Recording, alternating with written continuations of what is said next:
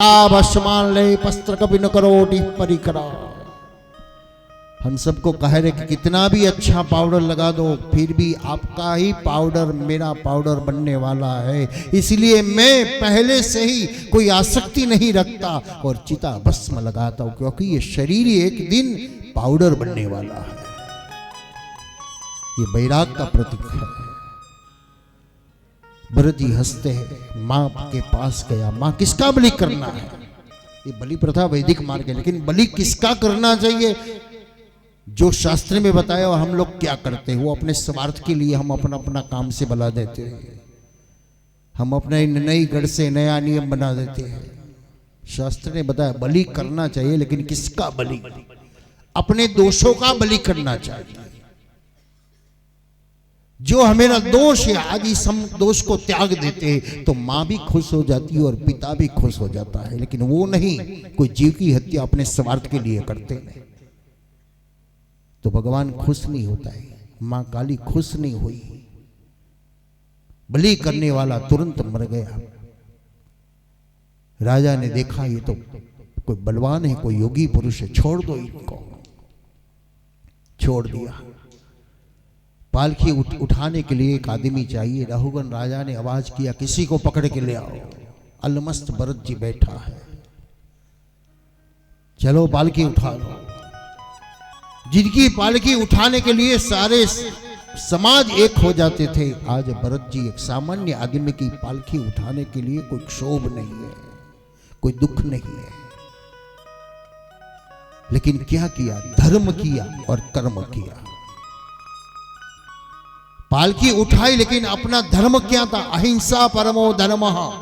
कोई जीव की हिंसा नहीं होनी चाहिए। तो भरत जी अपने पैर नीचे कीड़ी मकोड़े आ जाए तो कुत्ता लगा देते। रघुगण के सिर में लगता है, वो बोलता है तो दुबला है, तेरे के उठा नहीं जाता भार। भरत जी हंसते हैं, सारे लोग दुबले हैं, हम भी दुबले, तू भी दुबले। अरे बाहर से तो बड़वान है, लेकिन भीतर से हम कितने दुबले हैं। कोई भय आता तो कितना डर जाते हैं, क्योंकि हम दुबले हैं। विषय वासनाओं से हम कितने दुबले हैं, हम डर जाते हैं, हम उसके सरेंडर हो जाते हैं। मैं तुझे मार डालूंगा। भरत जी कहा किसको मारेगा तू? जिसको मारना सोचता है वो तो कब का मरा है, और जिसको मारने के लिए कह रहा है वो कभी मरने वाला नहीं है।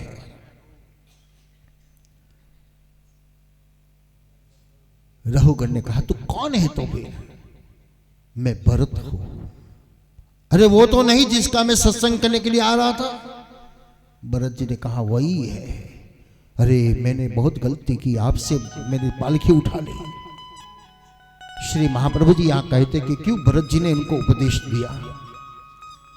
एक बार हरण बनकर आया, भरत जी का संग मिला तो वो तो राजा बन गया, लेकिन भरत जी को हरण बनना पड़ा। तो भरत जी ने सोचा बार बार मेरी आसक्ति हो जाए, इससे अच्छा है उनको ही पहले ज्ञान दे दो। धर्म कर्म च में दिव्यम मेयम यो वेति तत्वता। गीता भी के धर्म और कर्म को ध्यान में रख के कीजिए। षष्ठम स्कंद की कथा है, अजामल चरित्र की कथा, वो भी पति पत्नी पारिवारिक कथा है। अजामिलानी दोषानम नापितो खिल महाखलो। कृष्णाश्रम में जिनको याद किया, क्यों याद किया? तो भगवत नाम स्मरण का महिमा बताने के लिए याद किया। एक दुराचारी भी भगवत नाम स्मरण करता है तो उनका पाप भी सब नष्ट हो जाता है। तो नाम स्मरण का कितना प्रभाव है, कितनी शक्ति है, ये अजामल चरित्र पारिवारिक दृष्टि के साथ जोड़ दिया। विद्वान पित्थम धनुजा कुटुंबम। शास्त्र कहता है परिवार में एक विद्वान मिल जाए तो परिवार का कल्याण कर देता है, और परिवार में एक व्यसनी विषयी आदमी आ जाए तो परिवार को विनाश भी कर देता है।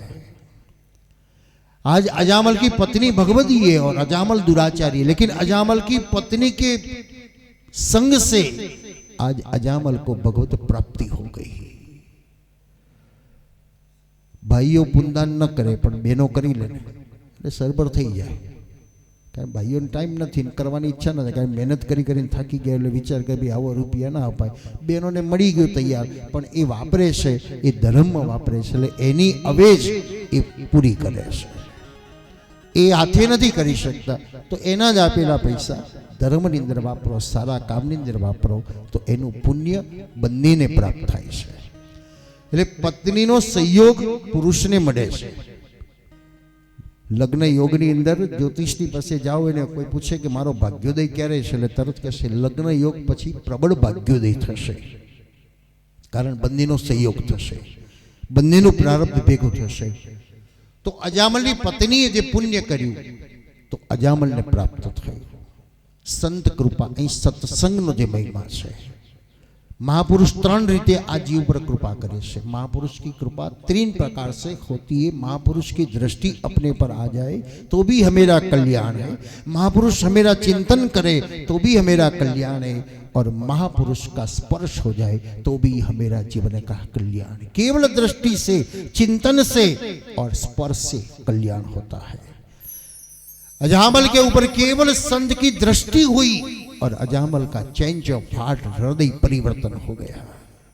जैसे जैसे नजदीक आने लगा अजामल को रंग लगने लगा और संत ने कह दिया तेरी लुगाई ने बहुत अच्छा खाना खिलाया तो कुछ दक्षिणा दे दिया. अजामल ने कहा महाराज ये काम मेरा नहीं है, मैं तो लूट लूट कर इकट्ठा करती हूँ, मैं कुछ देने वाला नहीं. संत ने कहा मैं भी लुटा रहा हूँ, आप भी लुटा रहे हो, हम तो लूटेंगे आपको. अजामल के तो हम भी लोगों को लूटेंगे, लेकिन संत ने कहा हम लूटेंगे तेरा पाप लूटेंगे. ये दान के साथ किया जाता है. मनुष्य ने किया हुआ कर्म अपनी अंगुली के पास, वो नाखून के पास खड़ा रहता है, और जैसे हम किसी को दान देते हैं ना तो उसके साथ पाप चला जाता है. और इसीलिए दान पहले के समय में लेने वाला को खोजना पड़ता है, भाई कोई दान लीजिए लीजिए, कोई लेते नहीं थे, क्योंकि उनको पता था ये दान पाप है और पाप पचाना पड़ेगा, नहीं पचेगा तो अपना विनाश निश्चित है. परिवार छिन्न भिन्न हो जाएगा, शरीर बेरोग रोगिष्ठ हो जाएगा, भ्रष्ट पुत्र हो जाएगा. तो संपत्ति लोग देते हैं तो वो दान के साथ पाप देते हैं, और पाप को धोने के लिए क्या करना चाहिए, तो भगवत स्मरण, भगवत सेवा ये आवश्यक है. और इसलिए विद्वान ब्राह्मणों के लिए त्रिकाल संध्या बताई गई. ये संध्या गायत्री मंत्र से वो पाप को धो सकता है. और समाज में, और गायत्री मंत्र तो क्या चीज है, कितनी बड़ी है, कितनी महान है, लोग समझते नहीं. आज ब्राह्मणों को किसके सामने याचना वृत्ति करने की आवश्यकता भी नहीं थी पहले के समय में देखो तो, लेकिन आज हो गई. क्यों? क्योंकि हमने उनको छोड़ दिया. अकबर के समय की एक बात है. अकबर जब घूमने गए और उनके साथ बीरबल था, तो एक पंडित जी आए और याचना वृत्ति करने लगे. अकबर ने बहुत मस्करी के साथ कहा कि देखो ये तो मेरा पंडित जी है, कैसे घूम रहा है, कैसे मांग रहा है, कैसे कर रहा है. बीरबल को अच्छा तो नहीं लगा, लेकिन क्या करे, वो तो राजा है, सुनना पड़ता है. राजा को छोड़ दिया महल में और बीरबल गया सीधा पंडित जी के घर पे. पंडित जी कैसे? पंडित जी ने कहा बहुत दुखी हो, तकलीफ है, मुसीबत है, कुछ काम मिलता नहीं. कोई बात नहीं, मैं आपको एक काम देता हूं. हाँ बोलो क्या काम करना है? आप रोजाना 100 गायत्री की माला करो, मैं आपको 10 सुवर्ण मुद्रा रोजाना मैं दूंगा, लेकिन 108 गायत्री की आप माला करो. पंडित जी ने कहा मुझे किसी के पास याचना वृत्ति की कोई जरूरत नहीं, मैं माला करूंगा, आप 10 सुवर्ण मुद्रा दे जाना. इतना गायत्री का जप हो गया कि इनका प्रभाव चारों ओर बढ़ने लगा. इतने लोग इनका दर्शन करने के लिए इनके पास आते थे. एक बार अकबर जा रहा था नगर से, इन्हें देखा इतना मेला कहां से लगा, किसी ने लगाया, हमने तो लगाई नहीं, इतनी पब्लिक कहां से आई, पता नहीं महाराज कोई औलिया आया है, अच्छा हम भी दर्शन कर लें उनका. बीरबल को तो यही था कि एक बार जाकर मिल ले, और अकबर को जिज्ञासा हुई और ले गया, उनका पैर छुआ, उनके पास दुआ मांगी, उनको प्रणाम किया.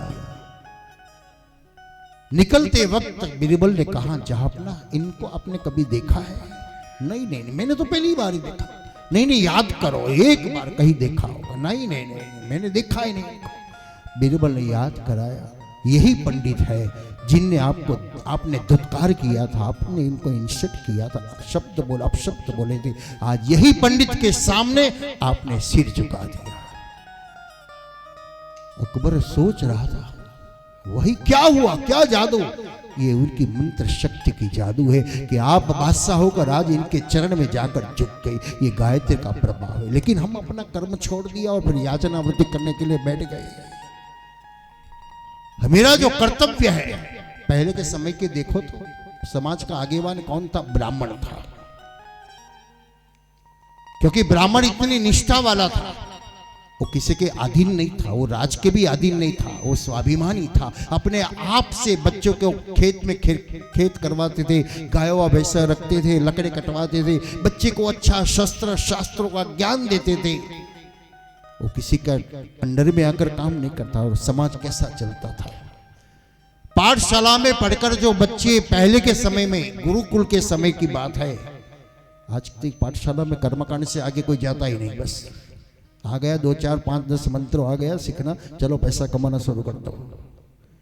अपूर्णता आ गई, विद्वत्ता नहीं आई तो शास्त्र लुप्त हो जाएगा, और शास्त्र लुप्त हो जाएगा तो समाज छिन्न भिन्न हो जाएगा।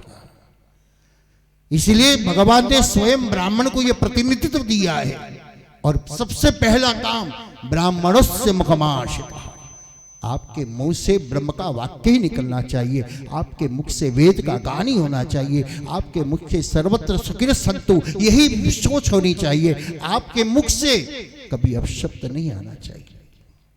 क्योंकि आप तो समाज का आगेवान या मुखिया कहा जाता है, मुखिया ने प्रतिष्ठित कहा जाता है, मुखिया ने विशिष्ट कहा जाता है। समाज की जो स्थिति और विकटता आ गई है, हम सब अपना अपना कर्म छोड़ रहे हैं, अपना अपना धर्म छोड़ रहे हैं और दोषी दूसरे को दे रहे हैं। सबको ध्यान रखना चाहिए, ब्राह्मण का जो कर्तव्य, वैश्य का जो कर्तव्य, क्षत्रिय का कर्तव्य और सेवक का जो कर्तव्य है, ये तो विभाजित हमने किया है। ये कि शास्त्र की विभाजितता नहीं है, यहां तो कर्म की श्रेष्ठता बताई, लेकिन हमने जो काम करता था उस हिसाब से सबको बांट दिया। लेकिन है तो सब एक ही खून का, सभी एक ही समाज का, एक ही प्रतिनिधित्व और ईश्वर का सभी संतान है। सप्तम स्कंद षष्ठम स्कंद की जो कथा अजामल चरित्र है, और अजामल चरित्र से हमको भी ये उपदेश लेना चाहिए कि हमेरा भी कुछ बनता है। हम सारे समाज के सुधारने का ठेका नहीं ले सकते, लेकिन कम से कम हम हमारे परिवार को सुधार दें, बस हो गया काम। अपना अपना काम कर लो, कोई झंझट नहीं। काम नहीं करते तो बढ़कर आता है, और फिर दूसरे आदमी को बुलाना पड़ता है, पैसा खर्च ना करना पड़ता है। घनी जगह अभी व्यवस्था पोतानी थारी जाते धोई लेवानी। वृद्धाश्रमમાં પણ આવો રૂલ્સ હોય છે, ભાઈ પોતાની થાળી જાતે ધોવાની, રૂમસ પોતાની જાતે સાફ કરવાની, પોતાના કપડા પોતાની જાતે ધોવાના। તો પૈસાની જરૂર ન પડે, પછી બધી આપણે ફેસિલિટી લઈએ તો પૈસા આપવા પડે, એટલે ખર્ચો કરવો પડે। પણ આપણા પરિવારની સાથેનો આજે સુંદર રચના બતાવી છે। કમ સે કમ આપણા પરિવારને આપણે ભક્તિના માર્ગમાં વાળીએ, પછી ભક્તિ એટલે આખું ઊંધું ડાયવર્ટ થઈ જવાય છે। कारण આપણે ડેવલપ પછી એ શબ્દને નથી કરતી શકતા। ભક્તિ એટલે બસ માળા કરો, માળા કરો, માળા કરો, માળા કરો। समर्थ रामदास जी कहते हैं शिवाजी को, शिवाजी तुझे माला करने की आवश्यकता नहीं है, तेरा काम क्या है, हाथ में तलवार उठा और राष्ट्र का रक्षण कर, ये तेरा धर्म है। और मेरा धर्म ये है, मैं माला घुमाऊंगा। तुझे माला लेकर बैठने की आवश्यकता नहीं है, तू तलवार उठा, मैं माला घुमाता हूं। तो क्या धर्म क्या, वो भी सीखना चाहिए, वो भी प्रैक्टिकल करके। छोकरू पड़तू होय ने बा एम के हूँ माड़ा करूँ छू, मारी माड़ा तूटी जाए, मारती ऊभू न थवाय। तो माड़ा तूटी ज गई, एमने मैं बोलिया एटले तूटी गई, पण छोकराने पकड़ी लो तो माड़ा बची जाए, छोकरो बची जाए, फरी पाछू मन भगवान में वधारे लागे। पण पड़ी गयो तो दवाखाने दौड़ो, रुपया खर्चो। तो धर्म कयो पहलो?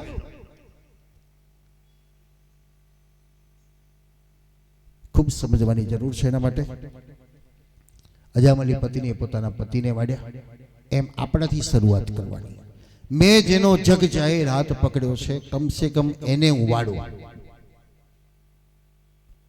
પછી બીજું પગથિયું, મેં બીજો હાથ પકડ્યો કોનો? મારા બાળકોનો, તો હું મારા બાળકોને વાડું.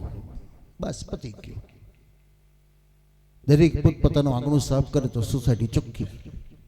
પણ આપણો સ્વભાવ એને કદાચ જુદો છે. સાફ કરે ને તે બગાડવાનો, એટલે બગાડવાનો સ્વભાવ આપણો છે. અજામલની કૃપા થઈ, સંત કૃપાથી અજામલને નારાયણ નારાયણ કરતા દીકરાનું નામ નારાયણ રાખ્યું. બોલો કેવું સરસ. ચહીને એમ કીધું કે રોદીની તું 100 માળા કરતો, અજામલ ના કરત, પણ આસક્તિમાં નામ આપી દીધું કે તું નારાયણ દીકરાનું નામ રાખજે. એટલે અજામલ બોલ્યા જ કરે નારાયણ નારાયણ નારાયણ નારાયણ નારાયણ. એટલે પહેલાના સમયના નામ પણ એવા હતા, ભગવાનના નામની સાથે જોડાયેલા હતા. આજે નામ આપણી જાતે પાડીએ, ટીણીયણ મીણિયણ પીણીયણ. કેટલાક દાદી માન તો હોઠે ના આવતું હોય, છોકરા બોલ બોલ કરે, બા બોલો બા બોલો. કેવા નામ! એ અજામલ ચરિત્ર બતાવ્યું, અજામલનો ઉદ્ધાર થયો. 4 શ્લોક જે વૃતરાસુરની સ્તુતિ બતાવે છે. એ વૈષ્ણવનો પેસિફિક ધર્મ કયો, વૈષ્ણવનું કામ કયું, વૈષ્ણવનું મોક્ષ કયો અને વૈષ્ણવનો અર્થ કયો. અહમ હરે તાવ પાદે કમૂલ દાસાનુદાસો ભવિતાસ્મિ ભૂય મનસ્મરેતા સુપતે ગુણાસ્તે ગુણી તવા કર્મ કરો તુકાય. દાસનો જે ધર્મ છે, હું દાસનો દાસ થઈ ગયો. મારી એક એક ઇન્દ્રિયો, મારી એક એક ક્રિયાઓ પ્રભુની સેવા અર્થે થાય. અહીં પ્રભુ એટલે ઘટઘટમાં રહેલા પ્રભુ. આપણે પ્રભુ એટલે ભગવાન જ દેખાય છે, બીજો કોઈ ભગવાન દેખાતો નથી. પણ દાસત્વ એટલે હું બધાની સાથે નમ્રતા રાખું, દીનતા રાખું, સહજતા રાખો. કારણ માની દ્રષ્ટિએ બધા દીકરા સરખા છે. માં એવું નહીં કે તું 5 લાખ લાવ્યો એટલે તને શ્રીખંડપુરી ખવડાવું, તું 5000 લાવ્યો એટલે તને રોટલી શાક ખવડાવું, તું કશું ના આવ્યો તો સૂકો રોટલો લેવું. માં નથી કરતી, બધાને વેચી વેચીને આપે છે. બહુ સરસ. હમણાં મેં એક વાક્ય વાંચ્યું હતું. એક પિતાને 3 દીકરાઓ હતા. 3 દીકરાઓ, એમાં એક દિવસ નાના દીકરાએ પપ્પાની સામે જઈને કીધું, પપ્પા મિલકતના ભાગ પાડો. પપ્પા કે બેટા શું થયું તારે? બસ ભાગ પાડો, અને હું કહું એ પ્રમાણે પાડવાના, તમારી રીતે નહીં. પિતાને થયું આ શું કહેશે? દીકરો એટલા ગુસ્સામાં બોલવા લાગ્યો, બસ હું કહું એટલો એ પ્રમાણે ભાગ પાડવાના, તમારી રીતે ભાગ નહીં પડે, મારું જ ચાલવું જોઈએ. પેલા 2 ભાઈઓ પણ સંપી લાયા. એને કીધું કાંઈ વાંધો નહીં, ચલો એ કેમ કરો. પપ્પાએ કીધું સારું બોલ બેટા, કેવી રીતે ભાગ પાડે? કોઈને કલ્પના નથી. અને પેલો નાનો દીકરો બોલ્યો, પપ્પા મોટા ભાઈના ખાતે લખો 50%. કેમ 50%? 3 ભાગ તો સરખા થવા જોઈએ ને. નહીં, હું કહું એમ જ કરવાનું ને. મોટા ભાઈના ખાતે લખો 50%, કારણ એને ભોગ વધારે આપ્યો છે. નાના ભાઈના ખાતે લખો 35% અને મારા ખાતે લખો 25%. પિતા અવાક બની ગયો, બેટા મને તો એમ હતું તું એમ કે 3ના સરખા ભાગ પડો, પણ તે તો મારા કરતા તું આગળ તો રહ્યો કે મોટા ભાઈએ આટલો ભોગ આપ્યો એટલે આટલું વધારે મળવું પડે. એના બીજા ભાઈએ એનાથી ઓછો પણ ભોગ આપ્યો, મારા કરતા વધારે, એટલે એને વધારે મળવું પડે. અને મેં ભોગ આપ્યો નથી તો મને થોડું મળવું જોઈએ. આ પ્રેમ. આપણે તો સરખું જ માંગીએ, ભલે પ્રેમમાં રહેતા હોઈએ, કહીએ મારા ભાઈઓ, પણ મિલકત વેચવાની આવે તો એમ જ કહે 3 ભાગ સરખા જ થવા જોઈએ, 1 રૂપિયો ઓછો નહીં. પ્રેમ આને કહેવાય. જેણે ભોગ આપ્યો વધારે એને વધારે આપો, ઓછો આપ્યો એને ઓછું આપો. અને મેં નથી આપ્યું, મને નહીં, જે આપો એ મને. દાસાનો દાસો ભવિતાસ્મિ ભૂય મનસ્મરેતા સુપતે ગણાસ્તે ગુણિત વક્કર્મ કરો તો કાય. એ ધર્મ બતાવ્યો, અર્થ કયો? न नागपृष्ठम न च पारमेष्टम न सार्वभौमम न रसाधिपत्यम न योग सिद्धि न पुनर्जसम वा। मुझे कोई आस नहीं, फिर भी मुझे आस है, सिर्फ तेरी कृपा की मुझे आस है। श्री वल्लभ इसलिए कहते हैं न फलार्थ न भोगार्थ न प्रतिष्ठा न प्रसिद्ध है, मुझे कुछ नहीं चाहिए। क्या चाहिए? मुझे मेरा भगवान चाहिए। माँ यही कहती है, मुझे कुछ नहीं चाहिए, मुझे मेरा बेटा दे दीजिए, मेरा बेटा दे दीजिए। काम शोषक अजात पक्षा इव मातरम खगा स्तन्यम यथा वत्सतराक्षुदार्ता प्रियम प्रियेवं विशितं विशस्ना मनोरविंदाक्षति दक्षतित्वा। प्रिया प्रियतम को मिलने जाते वक्त जितना प्यार होता है, जितनी एकाग्रता होती है, जितनी उत्कंठा होती है, इतना भगवान को मिलने जाए तब होनी चाहिए। ये हमेरा प्रेम है, ये हमेरा काम है। लेकिन हम तो लोग देखें तब निकलते बाहर। लोग देखना चाहिए कि मंदिर में जाके आए, उनने कुछ रखा। भगवान के ध्यान नहीं रखते, लोगों का ध्यान रखते हम। तो भगवान के चलो जाओ, लोगों के पास ही रहो। तो मोक्ष किसका होता है? ममोत्तमश्लोक जनेषु सख्यम संसार चक्रे ब्रह्मतस्व कर्मभि तन्मयात्मात्मजद्वार गेहे स्वासक्त चित्तस्य नाथ भूया। 4 बजे गाय को कोई बुलाने नहीं जाता, फिर भी 4 बजता है तो गौ तुरंत दौड़ी आती है। पक्षी खा रहा है लेकिन बच्चा याद आता है तो कैसे उड़कर वापस आता है। ऐसे संसार चक्र में कहीं भी हम गए, लेकिन हमारा चित्त भगवान में होना चाहिए। आप यहां भी भगवान के मन में रह सकते, घर में भी भगवान के मन में रह जा। कम से कम सोते सोते भगवान का चिंतन करते करते सो जाओ, और कुछ नहीं करो तो भी चलेगा।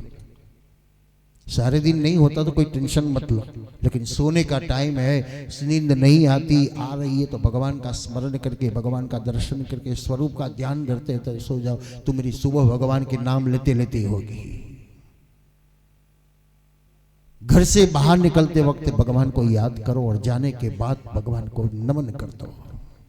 बस वो 2 बार, क्योंकि जीवन में अंत, प्रारंभ और अंत, वो दोनों एक ही है।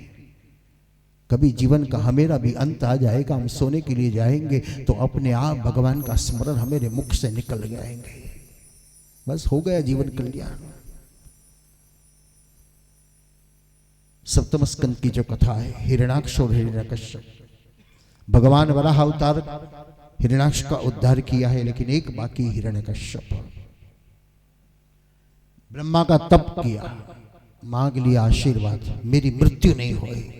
और ब्रह्मा ने सिग्नेचर कर दी, क्योंकि भगवान को पता है कि तेरी कहीं ना कहीं तो कोई रास्ता खुला है। शंकर के पास जाकर शक्ति मांग ली, शक्ति मिल गई, आयुष मिल गया, लेकिन तकलीफ यहां हुई, अभिमान आ गया। बस अपने की भी स्थिति है, कुछ मिल जाए तो अभिमान है, बस मेरा जैसा कोई सुखी नहीं है, मेरा जैसा कोई ऐसा नहीं है, और कहीं पंचर हो जाता है, फिर रोते हैं। सुखी कैसे होना चाहिए?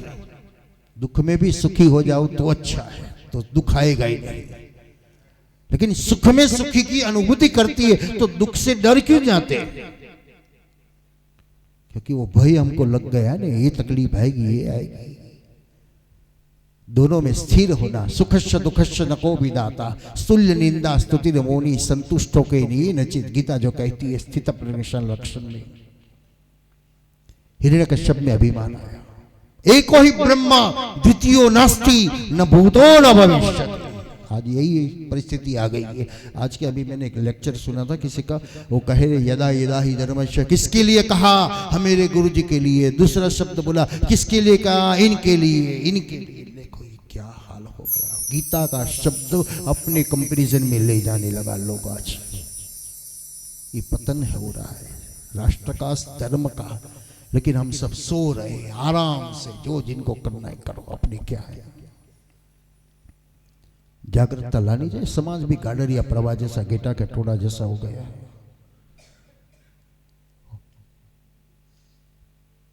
सुखदेव जी ने बताया, राजन, हिरण्यकश्यप ने अभिमान आया, भगवान ने क्या किया? युद्ध नहीं किया हिरण्यकश्यप के सामने जाकर, लेकिन प्रहलाद को ही इनके घर भेज दिया। बस रोज रोते रहे, तो इतना सुख है फिर भी वो दुखी दुखी दुखी दुखी, और प्रहलाद को इतना दुख है फिर भी वो सुखी सुखी भगवान का स्मरण करता ही रहता है, स्मरण करता रहता है, स्मरण करता है। इतना विस्फोट कारक शक्ति प्रहलाद के पास हो गई कि हिरण्यकश्यप को मारने के लिए एक बूंद लोग खून का नहीं निकलना पड़ा, किसी को बुलाना भी नहीं पड़ा, और प्रहलाद ने नाम स्मरण की इतनी शक्ति प्राप्त कर दी कि भगवान नृषि नारायण खंभे में प्रकट हो गए और हिरण्यकश्यप को मार दिया। ये नाम स्मरण का प्रभाव है। प्रहलाद को बार बार मारने के लिए तत्चेष्टा की, लेकिन प्रहलाद मरा नहीं। और एक दिन हिरण्यकश्यप ने कहा, तुझे कौन बचाता है? अरे पिताजी, मुझे कौन बचाता है? हाँ, मेरा भगवान। कहां है, कहां नहीं है वो बताओ। अच्छा, तुझे विश्वास है? हाँ। क्वासो यदि सर्वत्र कस्मात् स्तंभेन दृश्यते, ये खंबे में तुझे भगवान दिखता है? अरे पिताजी, मुझे तो सब जगह पे दिखता है, आप में भी दिखता है, खंबे में दिखता है, आकाश में दिखता है, जमीन में दिखता है, पेड़ में दिखता है, पौधे में दिखता है। अच्छा, बुलाओ तेरा भगवान को। देवताओं डर गए, अरे भगवान तो वैकुंठ में बैठे, और प्रहलाद ने तो कह दिया, ब्रह्मा को आगे करो। ब्रह्मा जी, हाँ, भगवान को प्रार्थना कीजिए। नहीं तन्मनः, प्रहलाद ने जो स्तुति गाई थी, आज ब्रह्मा भी स्तुति कर रहे हैं। विश्वस्य सर्ग स्थिति संयमान गुणे स्वलीलया संददते आत्मने। भगवान आप पधारिए। आज विचित्र वीर्याय पवित्र कर्मणे, आधा रूप आदमी का आधा पशु का खंभम के रूप में आना है, लेकिन आज नहीं आए तो दुनिया में कोई नहीं मानेगा आपको। वैशाख मास शुक्ल पक्ष चतुर्दशी सायंकाल का समय है। ब्रह्मा ने स्तुति की, ऋषयों, पीतरों, चारणों, गंधर्वों सब लोगों ने स्तुति की। भगवान ऋषि नारायण खंभे के पधारे हैं। हिरण्यकश्यप दौड़ कर चला आया, बुलाओ प्रहलाद। आज प्रहलाद ने देखा, ये खंभा नहीं, मेरा भगवान है।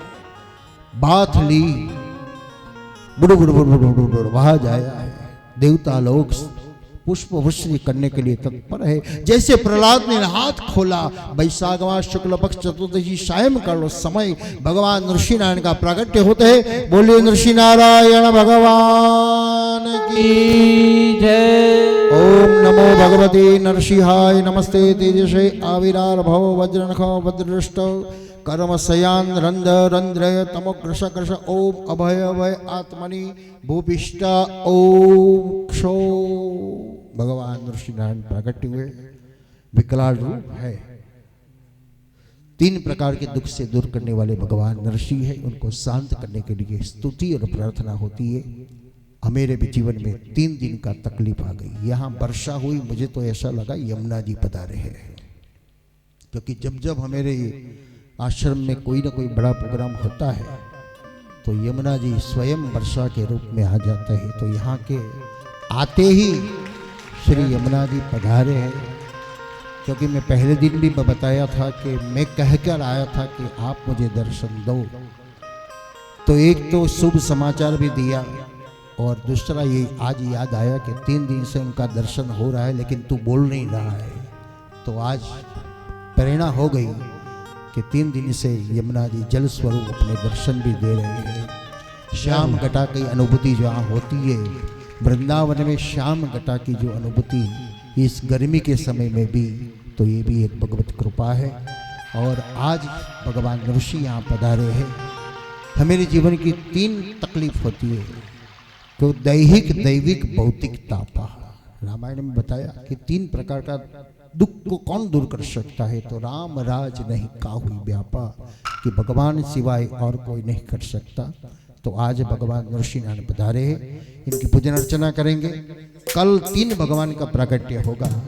बहुत आज सुपरफास्ट कथा चलाई है, प्रथम से 7म तक पहुंच गए। फिर भी कहीं कहीं मन लग गया तो वहाँ विस्तार भी कर दिया, कहाँ छोटा भी हो गया। तो भगवत तो अनंत है, हरि अनंत कथा अनंता। कल वामन प्रागट्य, राम प्रागट्य, और कल इस समय कृष्ण प्रागट्य का हम सबको आनंद मिलेगा। भगवान कृष्ण का प्रागट्य कल शाम को यहाँ हो गए। कल हमेरा कन्हैया आ रहा है और कन्हैया की सबसे प्यारी गौआ है। और ऋषि मुनियों ने हमको एक कर्म बताया है, पहली रोटी गौ की। इस परम धाम में हम आए हैं जहां श्री कृष्ण ने गौवाओं की सेवा की है। उसी जगह से हमको भी एक संकल्प हुआ, एक विचार हुआ कि हम समाज के सामने रखें कि यहां से एक नई सोच लेकर जाए कि हम गौ सेवा मंडल एक बनाए, जिनमें हमारे तरफ से एक रोटी गाय को मिले, जिनके लिए 2000 रुपये नौछावर रखा है कि आपकी ओर से पूरे साल तक, एक साल तक एक रोटी खिलानी हो तो 2000 रुपया दे। अगले साल से ज्वाइंट होना हो तो दोबारा दे, नहीं होना तो जय श्री कृष्ण। लेकिन कम से कम एक साल तक यहाँ से आए हैं तो यहाँ से कुछ प्रेरणा। आपके पास यहाँ नहीं हो तो टेंशन मत करना कि मैं कहाँ से लाऊं, किसी के पास से मांगूं, नहीं, कोई टेंशन नहीं।